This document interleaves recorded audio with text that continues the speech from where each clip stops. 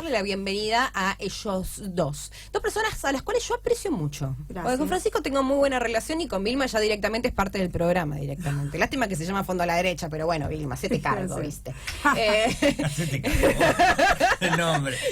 Claro, bueno, pero es un poco jugando con esas ideas y todo lo que queda al fondo a la derecha. Yo a la hora de elegir el nombre del programa pensé en algo que nombren en cualquier momento y que te acuerdes justamente de eso. Así que un poco juego con la cadena nacional y con las distintas voces. Y que en el baño también uno se baña, pero saca lo peor de uno. Así que es como una cosa media rara. Es graciosa, en fin.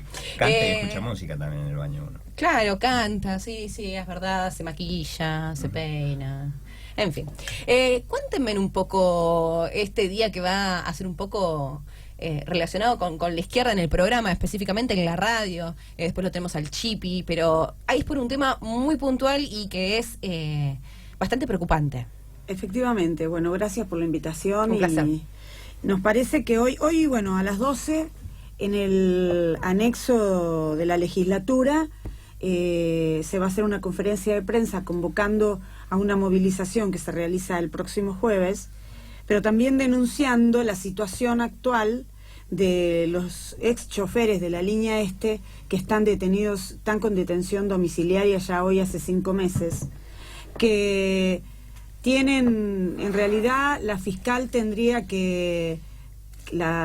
Bravo tendría que dar por concluida la causa y sobreseerlos, porque en realidad las pruebas de todo este tiempo muestran que no tenían nada que ver, incluido la opinión y las declaraciones de Corbelli, del hijo de Corbelli, que además declaró que no era así como era la denuncia, que bueno, y que se da todo en el marco de un conflicto que hasta había terminado y había un acta de finalización del conflicto. Claro. Una vez finalizado, los van a buscar, se los llevan así, de una, por orden de esa fiscal, y se los llevan detenidos a la cárcel, y estuvieron en la cárcel unos días, y luego la movilización logra que consigan prisión domiciliaria. Es más, uno de los chicos, durante la detención en la cárcel, tuvo un bebé. Sí, toda una situación... Sebastián. Sí, Sebastián. Que le permitieron salir, ¿no? Unos minutos, unos minutos. Entonces, creo que es muy injusto, que es una persecución política a los que luchan para que no luchen, en el marco de una situación gravísima que tiene el transporte en la ciudad de La Plata, que la tiene también en Berisso y Ensenada, porque los micros llegan, que de verdad creemos nosotros que es una combinación. Ahora, lo grave es que si en lugar digamos, de hacer cesar la causa, ella avanza con el juicio oral, le ha pedido 8 años de cárcel, porque los acusa de haber desinflado las gomas de un colectivo.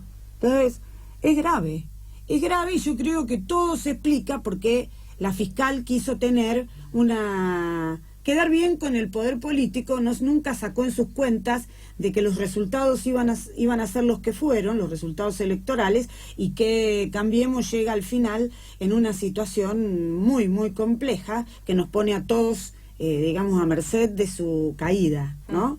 Entonces, por eso creemos que están todas las organizaciones sociales, los familiares de los chicos, van a estar hoy en la conferencia de prensa y seguramente en la marcha del jueves, pero nosotros queremos hacer un llamado de atención. Claro. Es decir, la fiscal Bravo tendría que estar en este momento escuchando, reflexionando y sabiendo que es una injusticia muy grande, que abarca a pibes que lo único que querían era mejorar las condiciones de trabajo, porque la gente tiene que saber que si vos trabajás 16 horas como trabajaban esos chicos, después no tenés los reflejos como tenés que tenerlos para poder conducir. Que si además los camiones, los colectivos muchas veces salen sin frenos, ese es un riesgo que paga el pasajero, también el chofer, pero el pasajero también está expuesto. Y que si ellos reclaman tener un baño en la cabecera, es porque es una necesidad básica, ¿entendés? Entonces, esas condiciones así de trabajo, repudiables absolutamente, llevaron al conflicto. Y el conflicto, que todos se acordarán que duró bastante tiempo, era justo. Y era por razones justas, y era un conflicto que no solo beneficiaba a los trabajadores, sino indirectamente a todos los usuarios. Y nosotros en ese momento del conflicto también hicimos propuestas alrededor de la salida, no solo para el conflicto, sino para el tema del transporte. Claro. El tema del transporte acá en la ciudad de La Plata y alrededores es algo que ya se conoce. Por eso, Francisco, vos que sos más platense. ¿Sos platense? Estoy asimilado, digamos. Bueno, soy cordobés de sos nacimiento. como platense. Claro. Sí. Bueno, pero que estás en la lista y demás, a eso me refería, que estás más Sí, en sí, el sí, día a día. Acá yo totalmente. te cruzo por la calle, no sé si día por medio, pero más o menos. Entonces, me gustaría saber cómo lo ves vos, porque se sabe la poca frecuencia que hay, la precariedad que hay, que te venden un aire acondicionado como si fuese, viste, que estuvieses en un micro de 2 pisos en Londres, viste, qué sé yo. Entonces, me gustaría saber tu opinión al respecto y que se hace enfoque en los trabajadores en vez de la empresa y todo lo que tiene que ver con el acondicionamiento de que uno, por lo menos, viaje seguro. Sí, así es como con Vilma en su momento presentamos, ella estaba por explicarlo y después lo podrá ampliar seguramente, un proyecto de ley que le llevamos a los trabajadores en conflicto y a la sociedad para una salida de fondo que pasa por la municipalización en algunos casos y la provincialización del sistema del transporte. Es decir, lo público no puede ser un negocio privado encima de una sola persona, porque Corbeli concentra el 80% de las empresas de la región, porque la 275 abarca La Plata versus Ensenada, claro, lo mismo que la 202, la 214, el 307. La este es más de la ciudad, pero igual es muy populosa. Y si te acuerdas vos o la gente que nos escucha, cuando los chicos estaban en conflicto, los choferes de la este, iban a reglamento trabajando, que es lo que dice que vos tenés que parar en las esquinas, tenés que frenar en los semáforos, tenés que acercar el colectivo a la vereda para que la gente suba con comodidad. Eran acompañados por la policía con motocicletas y policías arriba, es decir, cuidando los negocios de la empresa y no preocupándose por el usuario. Entonces, creemos que en La Plata, en particular, los barrios populosos del cordón de La Plata no pueden venir después de las 9 de la noche a disfrutar la ciudad, justamente si no tienen un vehículo, si no tienen cierto nivel social, porque después no hay colectivo para volver, es decir, después de las 10 de la noche ya está... Sí, son limitantes. Por eso, entonces no se puede disfrutar la propia ciudad, los platenses, ¿se entiende? Es decir, es una ciudad para pocos, como lamentablemente está, y eso no se ha modificado, porque está puesto el servicio de transporte al servicio de la ganancia empresaria, y los horarios, la frecuencia, las paradas de colectivo no son discutidas con la sociedad. Entonces, Vilma lo podrá explicar seguro, creemos que hay que hacer funcionar el transporte bajo una comisión electa democráticamente por trabajadores y usuarios. Hay una salvación que yo quiero hacer, sí, porque sí es cierto que en los últimos meses se aprobó en el Consejo Deliberante, creo que por unanimidad, el hecho de que a la noche, si llueve y demás, si se puede parar en cada esquina y te pueden dejar en cada esquina. Entonces, yo creo que dentro de todo está esa salvedad que creo que dentro de estas cosas es buena, sobre todo si no estás en el centro, pero si vivís inclusive en el cordón o acá en la ciudad, el hecho de que te dejen una cuadra más o una cuadra menos termina modificándote, sobre todo siendo mujer o inclusive siendo hombre. Me pasa con familiares que avísame, el famoso mensaje avísame cuando llegás, o vos bajándote del micro, caminando una cuadra, 2 cuadras, 4 cuadras. Cada cuadra es el corazón que te late porque no sabes qué es lo que te va a pasar, ¿no? Pero sí, además bueno, modificaron los recorridos. Ellos en realidad se quedaron con los recorridos que les dan más ganancia. Entonces, sí, es un tema, porque los barrios populares... De 13 a 7 no tenés un micro que te deje, tenés que irte hasta 32 para que te dejen ahí. O sea, y ya lo terminás caminando porque te sale más caro el boleto de caminar 5 cuadras. Pero en los barrios populares es mucho más grave. No, pero olvídate. Porque entonces la salida... Claro, una cosa es la frecuencia y la otra cosa es, ellos privilegian los sectores que tienen mayor cantidad de pasajeros, que son más accesibles, que tienen mejores condiciones para sostener a los micros, y a nosotros nos parece que no puede ser así, que es un servicio humano, un derecho humano básico el transporte. Claro. ¿Entendés? Entonces, eso tiene que estar al servicio efectivamente de todas las personas de la ciudad y no de la ganancia empresaria. Entonces, por eso es tan grave que estos compañeros que están detenidos en su domicilio ahora paguen con 8 años de cárcel si es que avanzan en el juicio y no retroceden, que es lo que sería de verdad justicia, porque reclamaban todo esto, ¿entendés? Reclamaban por ellos, pero reclamaban por los pasajeros, porque de verdad, cuando ellos se guardan los micros, porque a veces por los subsidios que les pagan les conviene más no sacarlo al micro, ¿entendés? Y dejarlo guardado, que sacarlo y pagarle al chofer y pagar el arreglo del desgaste, etcétera. Entonces, eso reduce la frecuencia y ¿a quién reclama la gente? Al chofer, que es el que está ahí y pone la cara. Y en realidad es una decisión política del empresario. Entonces, todas esas contradicciones hace que la gente le dé mucha bronca el tema de no me deja donde me tiene que dejar, él tiene que hacer el recorrido a determinada velocidad y con determinado horario de llegada y de salida. Bueno, por eso tendría que ser estatal, provincial o municipal, tendría que estar controlado por los usuarios. Entonces así todo el mundo sabría por qué no hay frecuencia a la que tiene que haber, por qué no llegaron, por qué lo hacen correr al colectivo para que llegue. Todas esas condiciones que son condiciones de trabajo. Y entonces, si tuviera control de los trabajadores y de los usuarios, rápidamente se mejoraría el servicio. No sería una situación de privilegio, porque vos vivís en determinados barrios de La Plata o de Berisso y Ensenada, y para llegar al colectivo, por los recorridos que tienen, te tenés que hacer a cualquier hora de la madrugada, por si tenés trabajo, tenés que hacer un montón de calles caminando para llegar al recorrido del colectivo. Entonces, es eso lo que no va.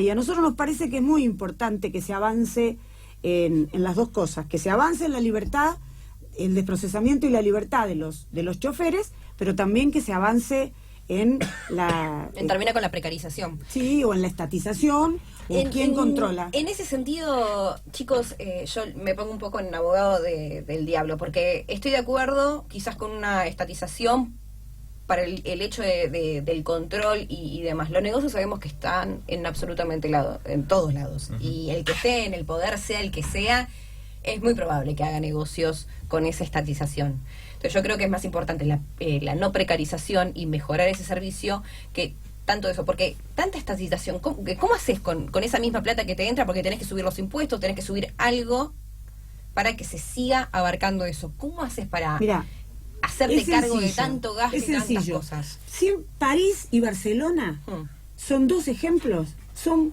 estatales. Los colectivos mirá, no y los subtes. Mirá. Es más, tienen un recorrido que vos te bajás, venís en el tren, que también hay tren y es estatal. Pero Stop Barcelona viajar en tren.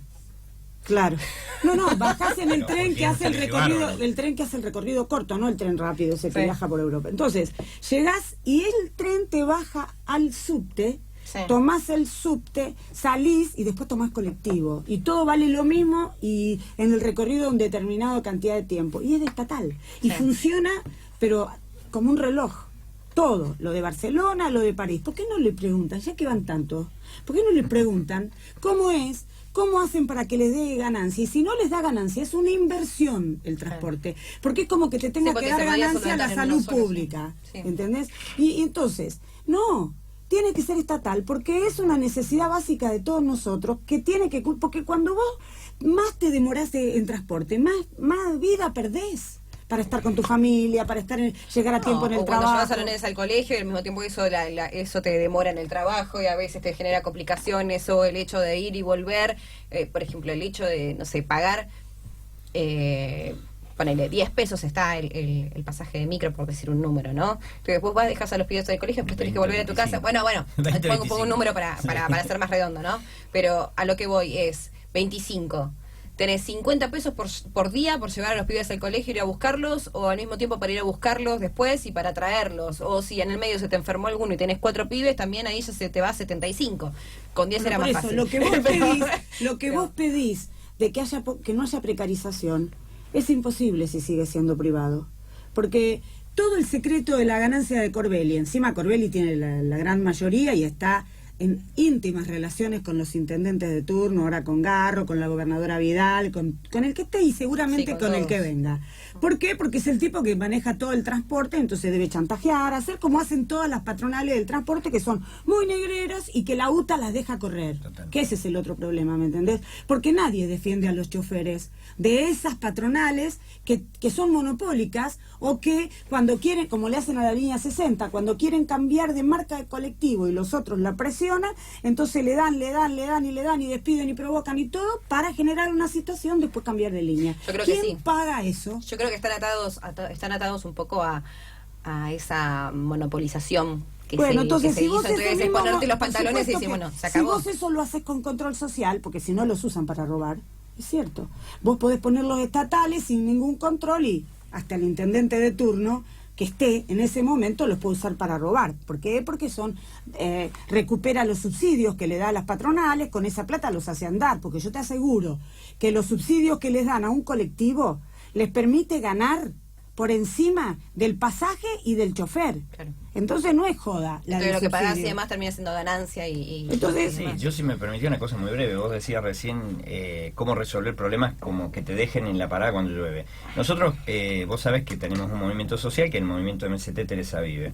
Le propusimos en el barrio de los porteños, en Las Banderitas, en la zona norte, donde hay zona agroproductiva, y también en Los Hornos, que los proyectos de trabajo que nos dieran los materiales para hacer las garitas de paradas de colectivo, porque no hay en muchos lugares. Bueno, y se negaron, es decir, el gobierno, el anterior y este, es decir, para mejorar incluso la situación de los pasajeros, que vos decís no tienen ni siquiera una garita para esperar o para bajarse, que ahí pueda venir alguien a buscarlo. Digo, son ejemplos concretos donde la ciudadanía quiere mejorar su situación de vida. Por eso, por ejemplo, hicimos veredas en algunos barrios, que no sería la función que deberían cumplir las cooperativas, pero bueno, Coincido. para intentar dar solución. Yo nomás un plano nacional. ¿Cómo ven la situación? Qué pregunta, ¿no? Pero sobre todo el hecho de esta última medida que se tomó respecto al cepo, ¿lo ven bien, lo ven mal? Porque es un cepo como medio contradictorio, porque yo ayer decía, sí, cepo lo comparo con el cepo del kirchnerismo, que no podías comprar ni $1. Tenías, en ese momento salía 14, tenías 14 pesos, ibas y te comprabas $1 más o menos. Ahora es como que el cepo es hasta relativo, pues es un cepo para personas que tienen $500,000 de pesos para comprarse $10,000, ¿no? Pero más allá de eso, ¿cómo ven esa Nosotros, situación? La verdad que nosotros no creemos que ninguna de esas medidas resuelve nada para la gente. La ¿No? verdad, no, para nada. Y siempre están al borde del estallido. Y están al borde de la hiperinflación y están al borde de todos Pero los es un males. poco para controlar que no se siga escapando los precios. Controlan, en no aumento terminan y controlando, demás. porque es una crisis de deuda lo que está pasando. Ese es el problema. Entonces, que si te mandan los 5.400 que después vamos a pagar, que si no te los mandan, y entonces si no te lo... Todo así, vuelven loca la gente. Y la verdad que lo que habría que hacer es discutir la deuda. ¿Por qué tenemos que pagar esa deuda que nosotros... A nadie nos preguntó, nadie nos hizo participar? Se paga... Pero se paga no solo con lo que se gira periódicamente, sino quitándonos derechos, porque ponen el fondo, en este caso pone condicionamientos que son reforma jubilatoria, otra vuelta a reforma jubilatoria, reforma laboral, entonces es muy, muy complicado. Y no tiene ninguna garantía. Vos haces un esfuerzo terrible, la gente crece la cantidad, porque la inflación, el dólar crece, ahora ya hay dólar paralelo. Entonces crece. ¿A qué precio ponen los productos de la canasta? Del dólar paralelo.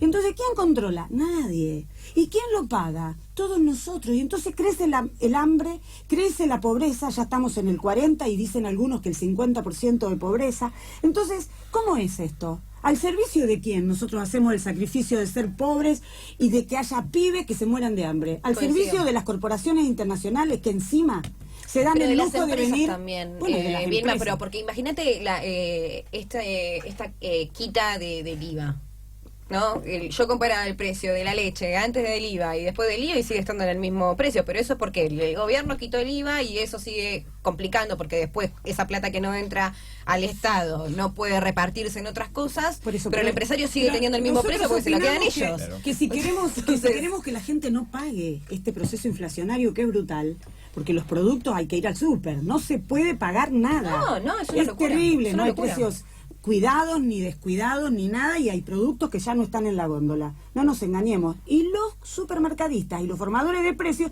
están de fiesta. Y las patronales que producen ni toneladas de guita de ganancia, ¿me entendés? Entonces, ¿quiénes pagamos todo? Los trabajadores, los sectores populares, los sectores medios. Entonces, y por supuesto los sectores sociales más postergados, porque, perdóname, la asignación universal por hijo, después de la movida del dólar a 60, por poner ya está en 63 en el paralelo de hoy.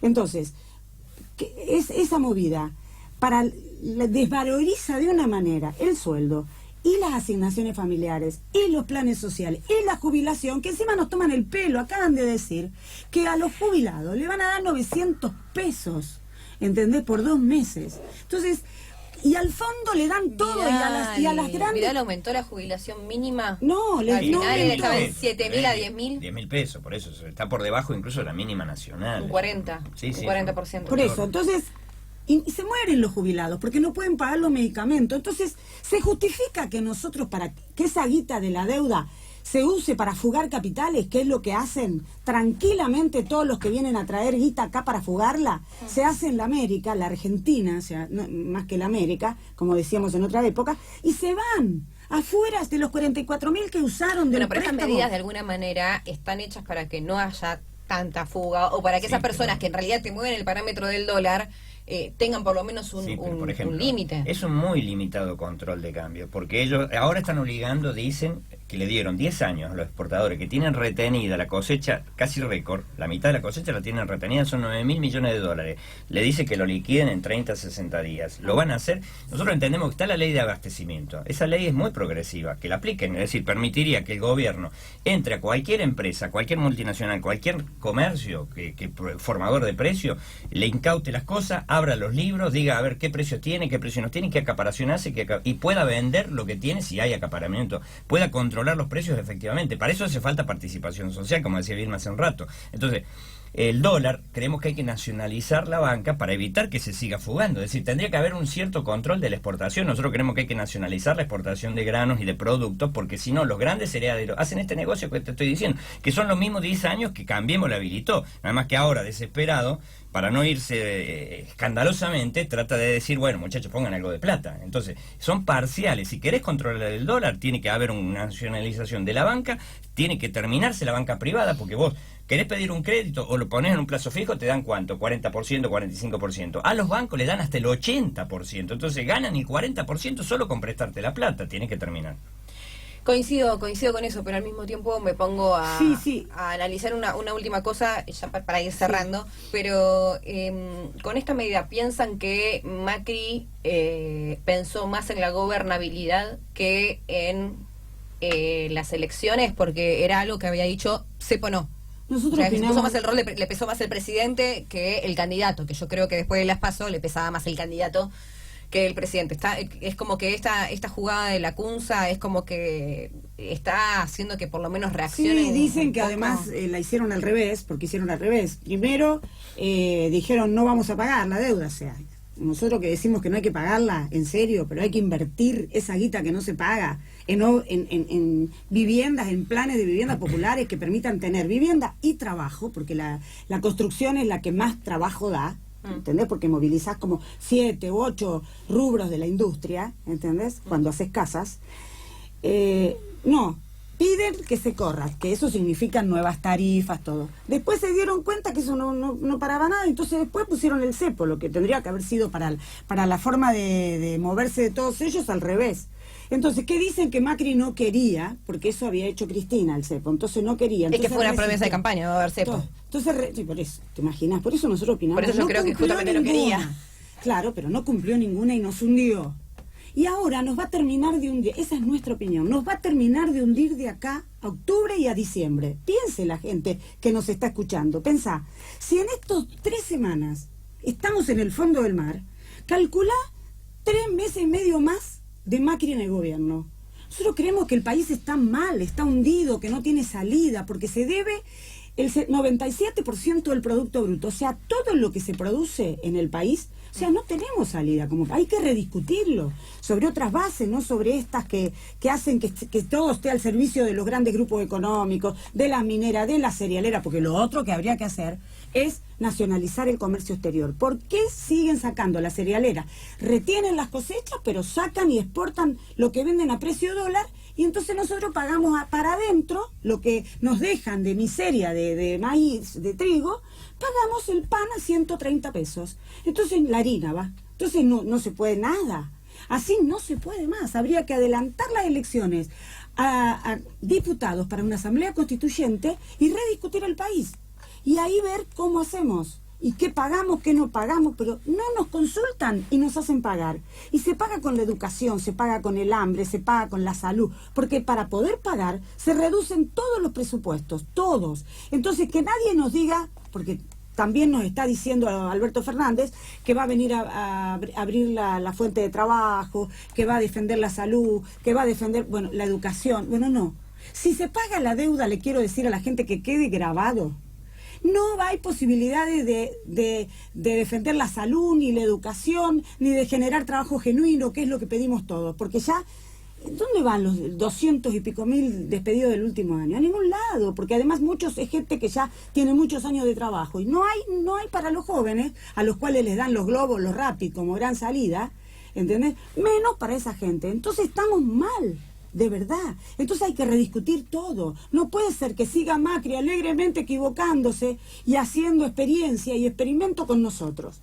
Porque el problema del dólar, nosotros podemos no haber visto nunca un dólar, pero el dólar se traslada a los precios. Y ahora la nafta, que la van a aumentar otra vez, economía dolarizada, que la van a aumentar otra vez, se traslada al transporte que traslada la mercadería, entonces se traslada a los precios. Entonces es impagable todo. Entonces díganle la verdad a la gente, ¿me entendés? La verdad es que no habría que pagar esa deuda. Como mínimo, habría que decirle por 5 años no te la pago, y mientras tanto reactivamos todo y después discutimos, porque hay que investigarla. Acá hay una resolución del juez Ballestero por una investigación que hizo Olmos, que dice que la deuda está llena de ilícitos, que es un choreo, como diría la gente. Y entonces tendríamos que ver, a ver cuántas veces la pagamos, a ver qué.